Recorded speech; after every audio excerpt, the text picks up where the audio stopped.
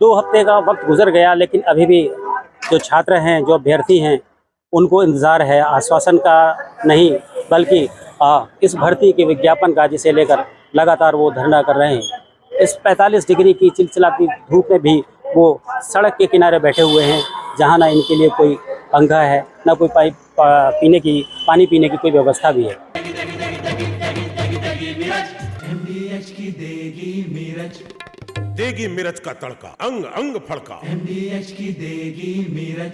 बावजूद इसके इनका संकल्प, जो इनका हौसला है, वो टूटा नहीं है। इस आंदोलन की अगुवाई कर रहे रजत सिंह मेरे साथ हैं। रजत, लगातार संघर्ष बढ़ता जा रहा है, लंबा वक्त गुजरता जा रहा है, आगे क्या उम्मीद देख रहे हैं आप? जी सर, मैं जैसे आपने देखा होगा, कल मीडिया के माध्यम से परीक्षा नियंत्रक ने बयान दिया है कि हम सब जल्द अध्याचन के लिए कार्य कर रहे हैं। जैसे अध्याचन आता है वैसे ही विज्ञापन पे कार्य करेंगे। तो अभी फ़िलहाल हम सबका अनवरत धरने का आज 14वां दिन है और हम सब इस गर्मी में आप देख रहे होंगे डटे हुए हैं, क्योंकि ये लड़ाई 15 लाख से ज़्यादा लोगों, बेरोजगार छात्रों की है, जो आज 7 वर्षों से आंदोलन कर रहे हैं और सरकार और अधिकारियों द्वारा कोई ठोस आश्वासन नहीं मिलने पर वो मायूस हो जाते हैं।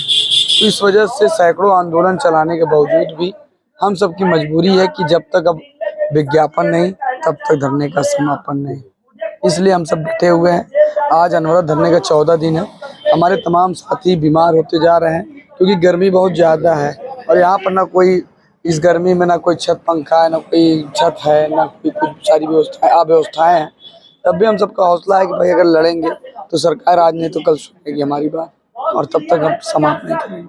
रजत, लंबे समय तक जब आंदोलन चलता है तो उसको संभालना और आगे ले जाना बड़ी चुनौती होती है जी उस चुनौती को कैसे आप पिकअप करें? सर, इस चुनौती को सर 7 सालों से यही किया जा रहा है कि लंबा आंदोलन चला काफ़ी, इस बार भी वही चल रहा है। देखिए, छात्र जो मजबूरी कुछ भी करा दे सर। आज हम सबके पास मजबूरी है।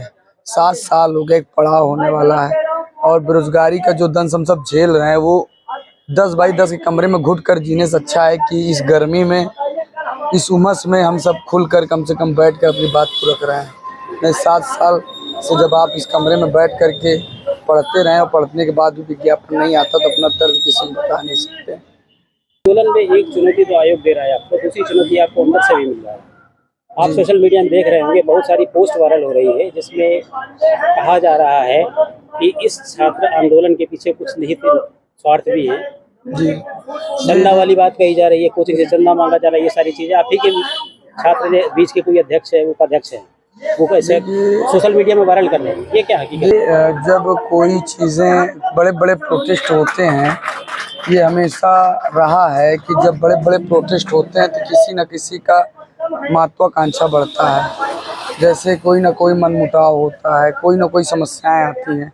तो ये आज से नहीं है, समय समय से चली आ रही रीतियाँ ही समझ लो कि जब प्रोटेस्ट होता है तो कोई ना कोई झूठा आरोप लगा करके आंदोलन का दमन कर। समझा क्यों नहीं रहे? इससे तो आंदोलन कमजोर होगा। देखिए, कोई कभी कभी क्या होता है, सत्ता पक्ष के लोग होते हैं, कोई विचारधारा से प्रेरित होते हैं, जो लोग नहीं चाहते कि आंदोलन चले।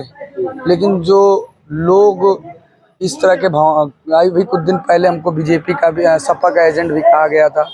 जब आंदोलन चल रहा था और तूल पकड़ा था तो हमें सपा का एजेंट बोला गया, लेकिन इस चीज़ का आरोपों का खंडन तुरंत हुआ।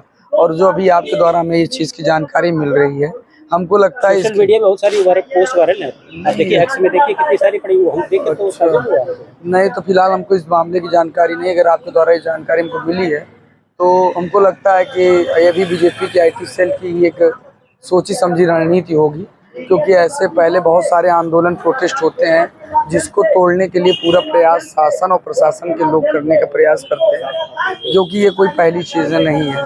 और रही बात जो छात्र हमारे पीछे हैं, जो छात्र 13 जून को महाधरने में आ रहे हैं, वो लोग जो इससे पहले हमें सपा के एजेंट भी बोले थे, उनको भी छात्रों ने पूरे पुरजोर तरीके से जवाब दिया था।